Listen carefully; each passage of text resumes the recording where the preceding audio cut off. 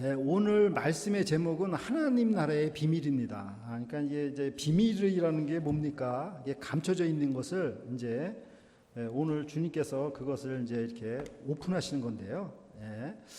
이제 이건 텃밭에 있는 사진을 하나 이제 갖고 왔는데, 하나님께서는 이제 하나님 나라의 그 비밀을 어떻게 농사 짓는 거로 이렇게 비유를 하셨습니다. 그러므로 우리 가드닝 하시는 분들은 이 하나님 나라의 비밀을 좀 더 친근하게 깨달을 수 있지 않을까, 이런 생각이 듭니다.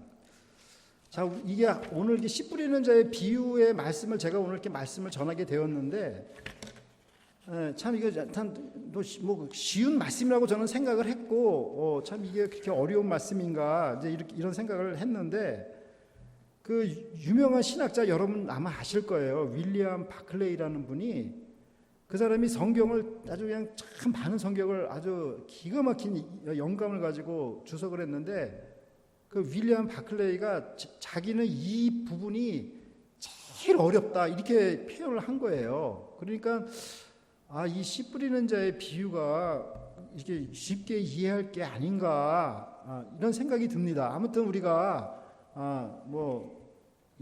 이 하나님 예수님의 말씀에 대해서 우리가 어느 정도 깨달을 수 있을지는 모르지만, 아무튼 주님께서 우리 각자에게 이 비유를 깨닫게 해주시기를 간절히 기도합니다. 자, 마가복음 4장 10절과 11절을 보겠습니다. 예수께서 홀로 계실 때 함께하는 사람들이 12제자로 더불어 그 비유들을 묻자오니 이르시되, 하나님 나라의 비밀을 너희에게는 주었으나 외인에게는 모든 것을 비유로 하나니. 그래서 예수님께서는 이 말씀이 이제 하나님의 나라의 비밀이라고 이렇게 말씀하셔서 요것을 그 제자들에게는 지금 이제 알려주시겠다 이렇게 말씀을 하신 것입니다. 마가복음 4장 12절과 13절을 보겠습니다. 이는 저희로 보기는 보아도 알지 못하며 듣기는 들어도 깨닫지 못하게 하여 돌이켜 죄사함을 얻지 못하게 하려 함이니라 하시고, 또 가라사대 너희가 이 비유를 알지 못할진대 어떻게 모든 비유를 알겠느냐.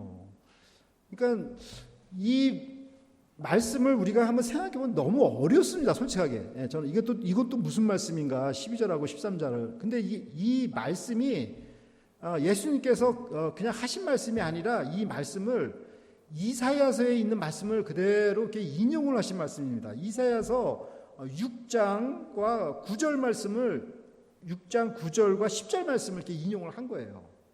그러니까 이사야 선지자가 그 당시에 그 하나님의 말씀을 이렇게 전하는데 사람들이 그걸 깨닫지를 못하는 거예요. 깨닫지를 못하니까 이사야 선지자가 그들에게 하나님의 말씀을 전하는 것이 마치 이렇게 벽 보고 얘기하는 것과 같다, 이런 뜻으로 지금 이렇게 표현을 한 것입니다. 그러니까 암만 전해도 사람들이 그 하나님의 말씀을 깨닫지를 못하는 것이죠. 그만큼 그 사람들의 그 마음의 문이 이렇게 굳게 닫혀 있기 때문에 하나님의 말씀이 도대체 뭔 말씀인지 알 수가 없다는 것이죠.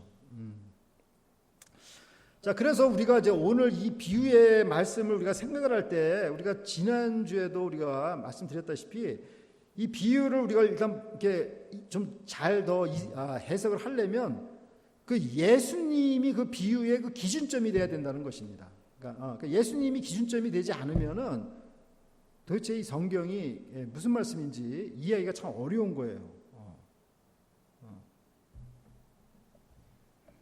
저는 이제 6살 때 저희 어머님이 이제 주일학교 반사여서, 제가 어릴 때 저희 어머님이 그 당시에는 일원이죠. 근데 그 동전이 그 10환이라고 써 있습니다.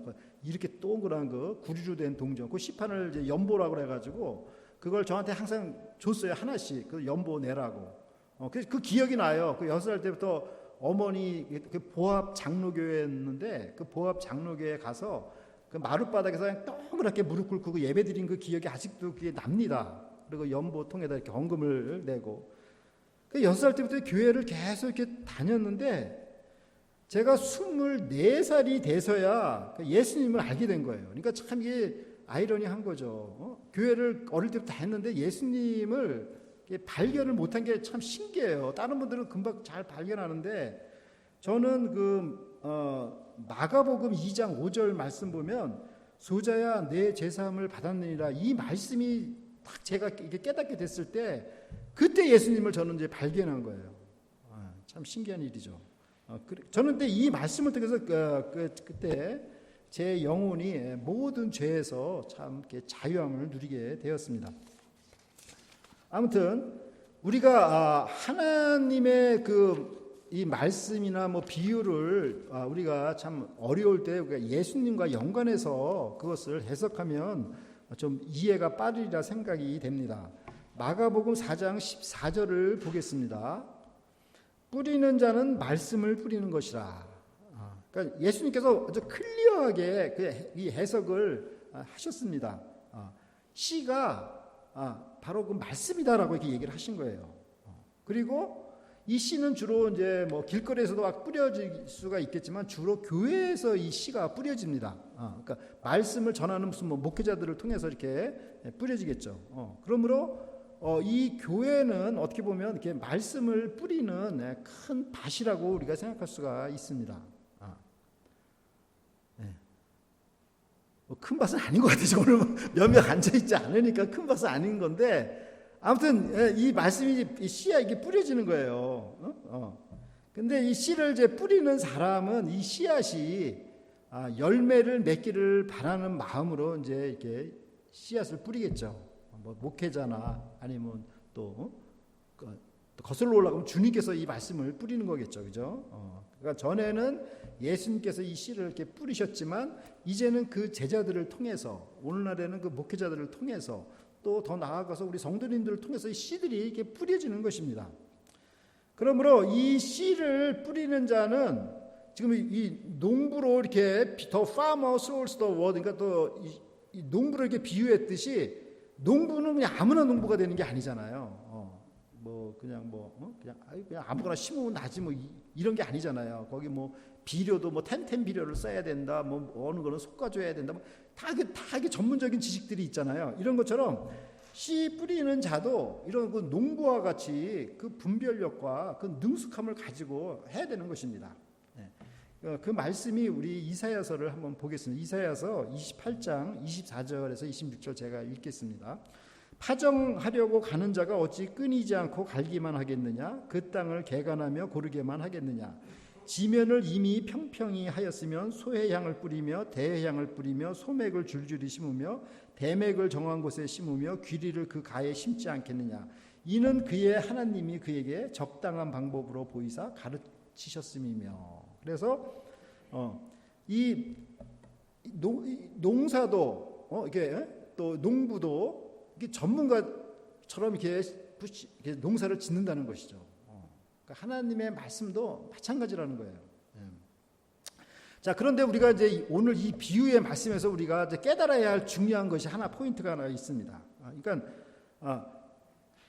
내가 미리 그냥 결론부터 말씀을 드리면 복음의 말씀을 듣고 열매 맺는 자는 아주 적다는 것입니다. 이 다 그냥 열매를 맺으면은 참 얼마나 좋겠습니까? 그런데 이게 지금 적다라는 거예요. 이게 지금 하나님 나라의 비밀을 지금 예수님께서 말씀을 하시는데 이걸 그냥 하나님의 말씀을 듣고 다 열매를 맺는 게 아니라 적은 수만 그 열매를 맺는다라는 게 오늘 이 포인트 중에 하나입니다. 그러면 우리가 이게 씨를 뿌릴 때 대부분 이렇게 막 씨를 뿌리면서 이게 이 사람이 안 믿네, 이 사람도 안 믿네. 100명한테 전했는데 99명이 안 믿으면 그냥 그만두자. 이렇게 해서 실망해가지고 접게 되죠. 더 이상 씨를 안 뿌리게. 제가 그랬어요. 제가 시애틀에 맨 처음에 40살 때 시애틀에 와가지고 복음을 전하러 그냥 했는데 99.9%가 제 말을 하나도 안 듣더라고요. 그냥 어떤 생각이냐면 영어도 못하는 네가 무슨 시애틀 UW라고 그 유니버시티 오브 워싱턴 그 대학에서 그 학생들이 많잖아요. 그래서 그냥 이렇게 복음을 전했는데 하나도 믿질 않습니다. 그냥 다 무시하고 아마 내가 볼 때 뭐 인종차별 같아요. 영어도 못하면서 얼굴도 그냥 이상하게 생겨온 사람이 자기들한테 성경을 가르쳐주겠다고 하니까 그 사람들이 뭐 믿을 수가 있겠어요? 예.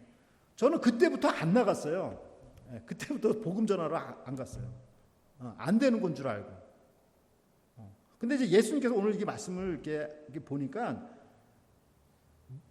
안 믿는다는 거예요, 사람들이. 예. 그러나 핵심 메시지는 뭐냐?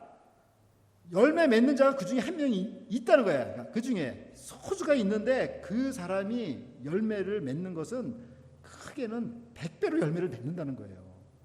그러니까 저희가 그것을 알아야 돼요. 그러니까 그것을 모르면 99명이 다 그냥 하나님의 말씀 안 듣는다고 해서 아니 하나님 말씀은 다들 그냥 안 듣는 거야라고 이렇게 우리가 이렇게 미리 그냥 그렇게 결정을 하면 안 된다는 거죠. 자, 마가복음 4장 15절을 보겠습니다. 말씀이 길가에 뿌리였다는 것은 이들이니 곧 말씀을 들었을 때 사단이 즉시 와서 저희에게 뿌리운 말씀을 빼앗는 것이요. 자, 그래서 저희 여기 사단이 등장을 합니다. 그러니까 참 사단이 없으면 정말 얼마나 교회가 정말 이렇게 평온하겠어요. 근데 이 사단이 역사를 합니다. 사단이 마음속에서 그냥 뭐 이간질 시키고 그냥 거짓말 시키고 이러니까는 이게 이 교회가 참 이 귀한 성도님들의 그 모임인데 그냥 사탄이 있다라는 게 이게 이 사탄의 존재를 우리가 무시해서는 안 되는 거죠. 이게 지금 하나님 나라의 비밀 속에서 이런 것을 지금 주님께서 우리한테 지금 이렇게 보여주는 거예요. 이렇게 리빌 해가지고 다 이게 지금 오픈하는 거야.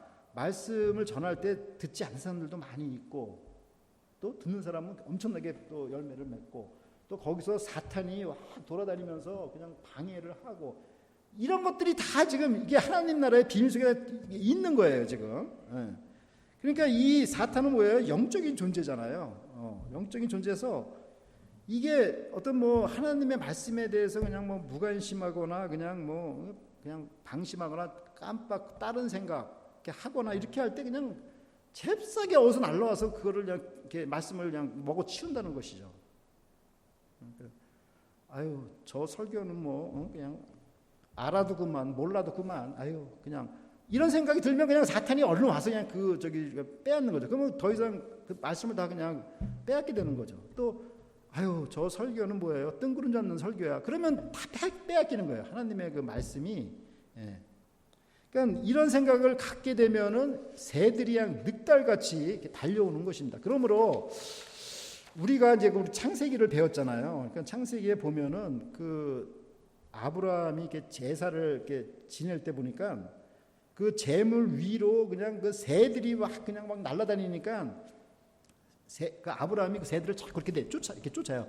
그 제물 위에 그 새들이 자꾸 이렇게 날아오니까 이러한 것 같이 우리의 어떤 그 사단이 어떤 영적인 방해를 하게 되면 우리가 그것을 쫓아내야 되는 게 우리의 일이죠. 그걸 방치하면 안 되죠. 그러니까 새들이 우리 머리 위로 그냥 막 다니는 거를 뭐 우리가 그걸 어떻게 하겠어요?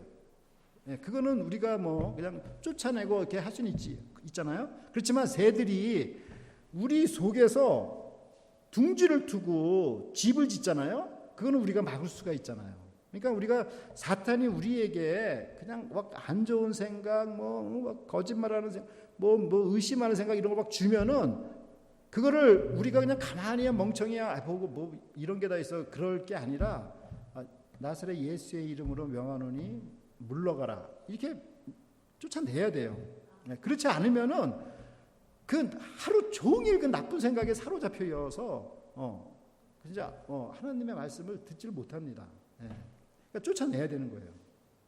마가복음 4장 16절과 17절을 보십시오.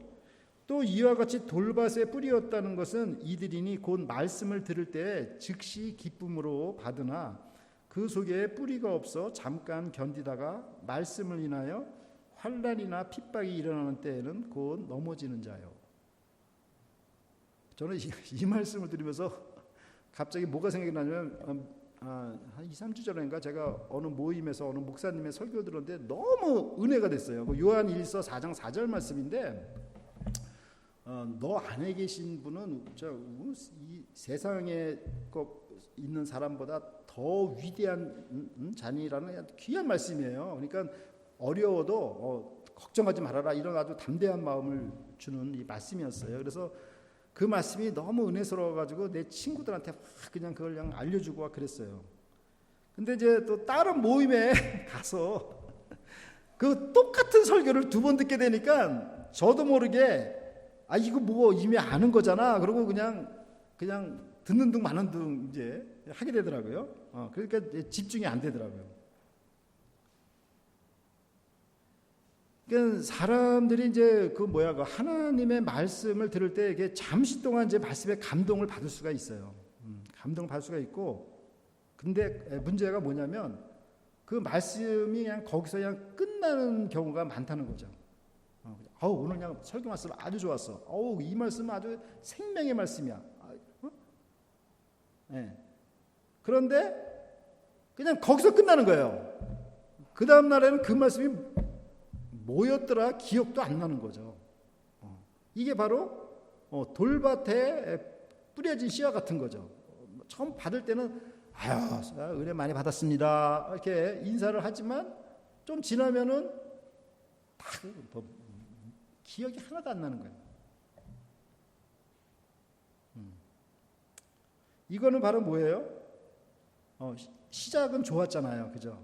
하나님의 말씀 받고 그냥 은혜도 받고 아주 기뻤잖아요. 근데 그러면 그걸 말씀을 끝까지 잘 갖고 가서 열매를 맺어야 되는데 그냥 거기서 끝난 거예요. 멈춘 거예요. 이게 바로 돌밭에 뿌려진 것과 같은 거예요.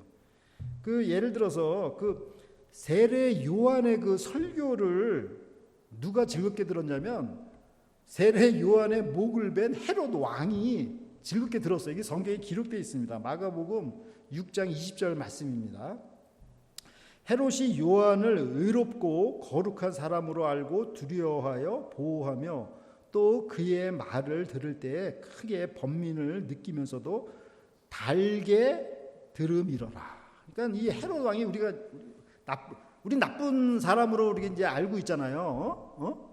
뭐 좋은 사람 아니죠, 헤롯이. 예수님도 헤롯 왕에 대해서 여우 같은 헤롯 이렇게 여우라고 표현을 했어요. 그러니까 헤롯이 뭐 좋은 왕은 아닌데 이 헤롯 왕이 세례 요한의 말씀을 듣고 굉장히 이게 즐겼다는 거예요. 제 즐김은 뭐예요? 나중에 그냥 세례 요한의 목을 뱉잖아요, 이 사람이. 또 에스겔의 말을 사랑의 노래처럼 들었던 사람들도 있습니다. 성경에 보면 에스겔서 33장 32절 말씀입니다. 그들이 너를 음악을 잘하며 고운 음성으로 사랑의 노래를 하는 자같이 여겼나니 내 말을 듣고도 준행치 아니하거니와. 그러니까 이 절은 그냥 말씀을 기쁘게 받아들이고 그것에서 막 즐거움을 사람들이 찾아요. 그러나 문제는 그냥 매듭을 지지 못한다는 거예요. 그냥 그것으로 끝이에요. 그냥 말씀을 받으면 그 말씀이 뿌리를 내려야 됩니다. They do not put them into practice. 그러니까 실천으로 가지 않으면은 그냥 이 돌밭에 뿌려진 거나 똑같은 거예요. 말씀 은혜스러웠어요. 그리고 그것으로 끝이에요. 근데 이게 실천까지 가야 되는 겁니다. 골로새서 2장 7절 말씀입니다. 그 안에 뿌리를 박으며 세움을 입어 교훈을 받은 대로 믿음에 굳게 서서 감사함을 넘치게 하라. 그래서 이게 우리가 하나님의 말씀을 듣고 이렇게 뿌리를 내리지 못하면 어려운 일이 올 때 그 말씀의 은혜는 그냥 다 사라집니다. 마치 나 오늘 한번 바다를 한번 즐겨야 되겠다. 그러고 그냥 바닷가 딱 나왔는데 그냥 갑자기 바람이 확 불면 아이고 다시 집에 들어가야 되겠다. 뭐 이런 자세랑 비슷할 거예요. 그냥 뭐가 있으면 그냥 아니구나 그냥. 자, 우리 야고보서 1장 22절 한 말씀을 더 보겠습니다. 너희는 도를 행하는 자가 되고 듣기만 하여 자신을 속이는 자가 되지 말라. 그러니까 우리가 정말 하나님의 말씀을 듣는 자나 또 공부하는 학자들이나 다 하나님 말씀 다 듣는 거 즐기고 좋아할 수 있어요. 그렇지만 거기서 끝나버리면은 이 돌박과 똑같은 거죠. Do what it says. 실천을 하라고 성경은 말씀을 합니다. 참된 그리스도인은 실천하는 사람입니다. 이런 사람을 내적인 사람, 내면성이 있는 사람이라고 우리가 이제 표현할 수가 있죠. 자, 마가복음 4장 18절과 19절을 보겠습니다.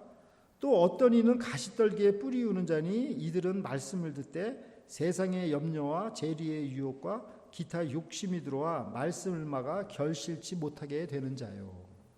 그러니까 가시떨기에 이제 뿌리우는 자는 죄의 그 욕망에 의해서 그 말씀이 자기한테 유익이 하나도 안 되는 거죠. 말씀이 유익되는 걸 자기가 알면서도 이 가시떨기와 같은 이런 그 세상에 대한 욕망 때문에 그게 말씀이 이렇게 발휘를 못하는 거죠. 그리고 또 세상에 우리가 염려할 게 얼마나 많습니까? 그러니까 그냥 세상의 염려와 또 재물. 어떤 사람은 그냥 그분이 뭐라 그러냐면 돈이 인생의 전부인가? 옛날에는 그런 생각을 많이 했는데 나이가 들면 들수록 돈이 인생에 아주 그냥 뼈저리도록 중요하다가 그걸 느낀다는 거예요. 그래서 내가 그렇구나. 이게 나이가 들면 오히려 이 돈에 대해서 이게 더 그냥 저기 한 게 아니라 이걸 더 뼈저리게 이렇게 느껴. 그러니까 이런 거 우리한테는 그런 그 세상에 대한 그 염려라든가 이런 또 어떤 돈에 대한 물질에 대한 욕망 이런 게 이제 강하게 일어날 수가 있는 거죠. 자, 우리가 이럴 때 이런 이제 문제를 우리가 어떻게 해결을 해야 될 것인가? 근데 이 세상에는 정말 돈이 굉장히 중요합니다. 굉장히 중요하니까 저도 맨날 그냥 주식 오늘 올랐나 내렸나 이렇게 보고 그러는데 이 세상에는 정말 이런 돈 말고도 정말 주님께서 주시는 가치 있는 것들이 많이 있습니다. 근데 우리가 돈만 자꾸 생각하면 주님께서 주시는 그 가치 있는 것들을 우리가 모르고 사는 거죠. 정말 이 겸손한 마음 또 믿음, 소망, 사랑 또 자기를 부인하는 거 또 하늘 시민권이 있는 거 이런 좋은 그 말씀들이 다 우리한테 있는데 우리가 이런 거 세상의 욕망에 휩싸이다 보면 이런 거 좋은 것들을 이렇게 밀어내고 그것들을 이렇게 따라가게 되잖아요. 그래서 이런 것들을 보면 우리가 삶의 우선순위를 정말 어디에 두어야 되는가를 한번 생각해 봐야 되는 것입니다. 세상이 주는 어떤 만족감이랄까 또 욕망 이런 것을 우리 삶의 우선순위로 우리가 정말 둬야 될지 아니면 하나님께서 주시는 최고의 그 가치관 정말 믿음, 소망, 사랑 이 세 가지는 항상 있을 것인데 그 중에 제일은 사랑이라 이런 가치관에 우리가 삶의 그 우선순위를 둘 것인지 우리가 생각을 해야 되는 것입니다. 저는 이제 최근에 한 1, 2주 전에 유튜브를 너무 제가 오래 보니까 그냥 맨날 스마트만 보고 그냥 맨날 요거 보고 보통 5시간이 그냥 막 낭비가 되더라. 그래가지고 내가 이거는 진짜 하나님께 영광이 안 되는 거다 이렇게 생각을 해가지고 유튜브 그냥 끊겠다 내가 딱 그렇게 그냥 결정을 했어요. 결정을 했는데 이제 안 보는데 내가 내가 너무 성급하게 결정했나 이제 그 생각이 드는 거예요. 왜냐하면 손흥민 내가 축구를 참 좋아하는데 손흥민 축구를 이렇게 못 보니까는 막 그냥 스트레스를 받는 거예요. 그냥 저걸 봐야 되는데 못 봐. 이처럼 이 세상이 주는 이 만족감을 이렇게 단절하는 게 쉽지가 않았었습니다. 그러나 이 세상이 주는 이 만족감에 우리가 취해버린다면은 우리의 영혼은 마치 바로왕이 꾼 꿈처럼 파리한 소나 이삭처럼 빼빼 마를 것입니다.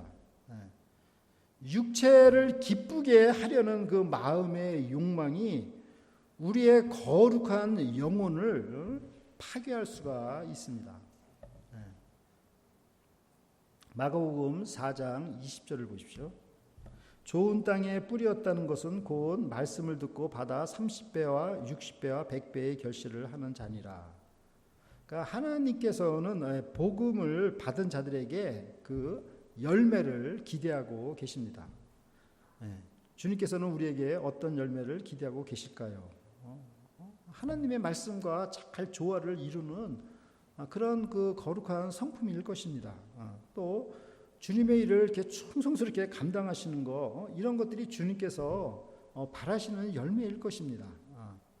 이런 열매들은 우리 영혼의 그 유익함이 되어서 우리 영혼 깊숙한 곳에 자세히 이렇게 기록이 될 것입니다.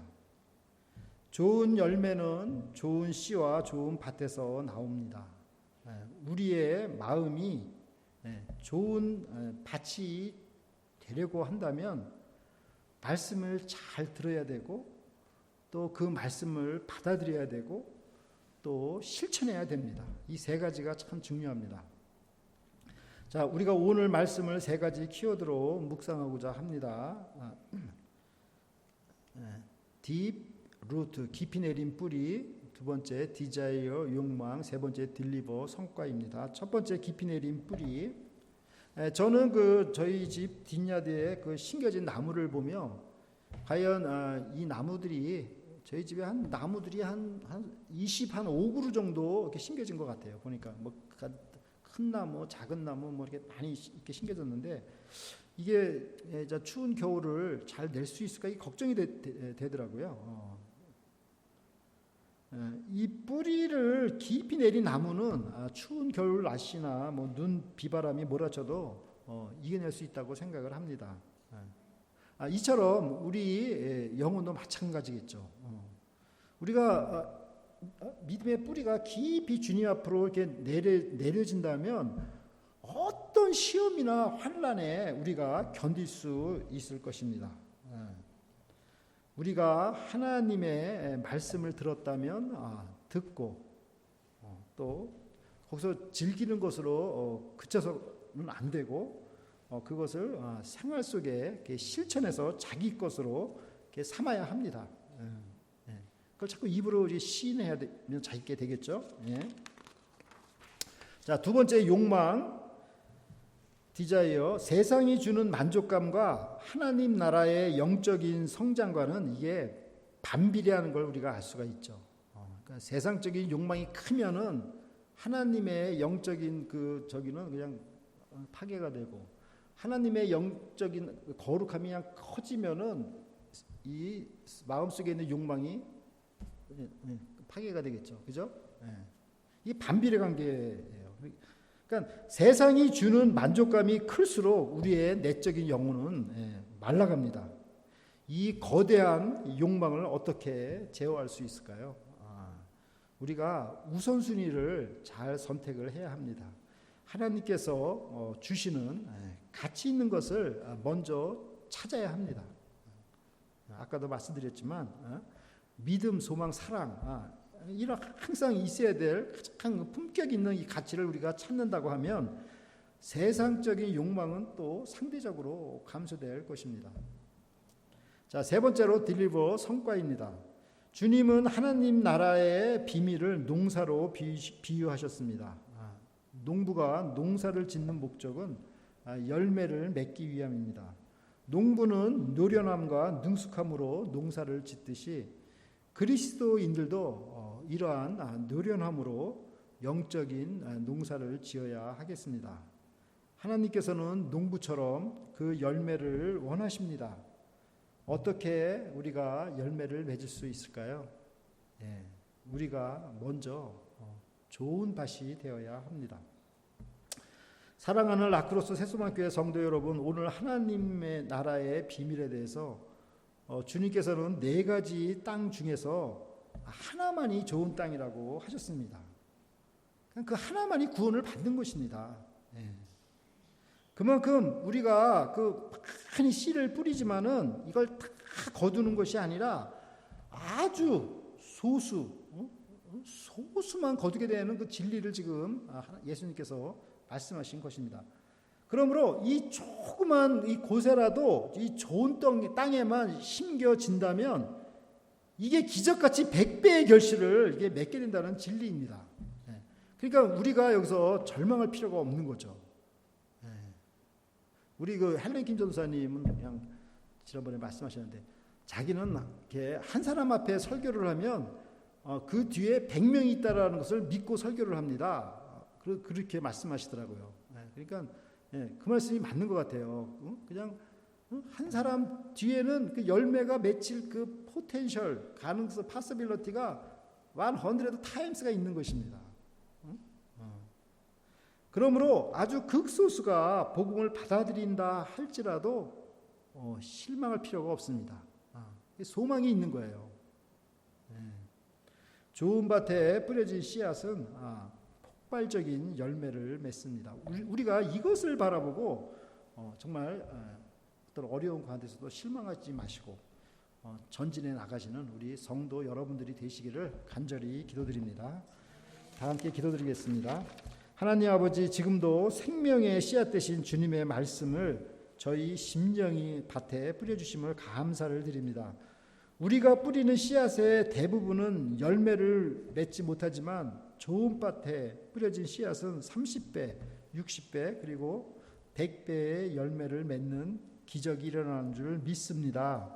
하나님의 말씀을 듣고 영접하고 실천하는 좋은 밭이 되도록 저희를 인도하여 주시옵소서. 감사드리며 예수 그리스도의 이름으로 기도드립니다. 아멘.